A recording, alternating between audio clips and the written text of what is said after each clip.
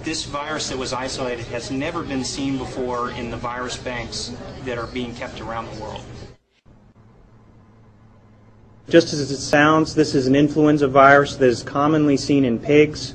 However, in rare occurrences, the virus does cause infections in humans.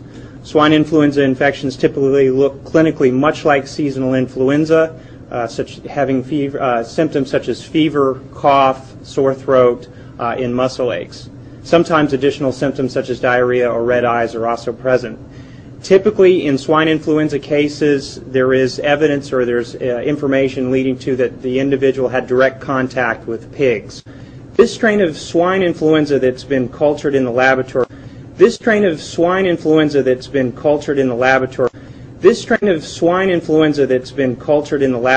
something that's not been seen anywhere actually in the United States and the world. So this is actually a new strain of influenza that's been identified.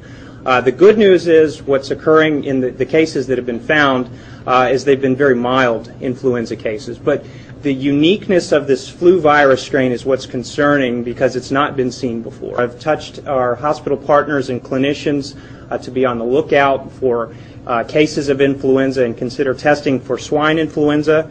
We're also working very closely with state and federal partners as part of this extensive nationwide investigation. There's not been any information definitively as to what's going on in Mexico.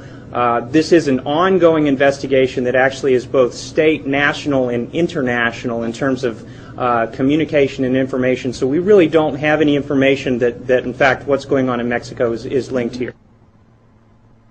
This is extremely rare. There's been one case about every 1 to 2 years in the United States. This is a very unusual occurrence. That's why we're very concerned and very watchful. There is no history of contact with pigs in these early cases, where this infection might have started from and where it came from. Just like typical seasonal flu, you should go see your doctor if you have such symptoms. Now, health officials say this is a different strain of swine flu than the pandemic of 1918 that killed tens of millions of people. And also for people who would remember here recently, it's a little different from the swine flu scare that was back in 1976. 5 people died in that. And swine flu is affecting Mexico as well. The government there has closed schools. They've shut down museums, libraries, even theaters, all in an effort to break the outbreak of the swine flu there. 16 people have died. More than 900 are listed as sick right now. The CDC says some of the victims did die from the same new strain of swine flu that is being reported, as Beth talked about, in Texas and out west in California.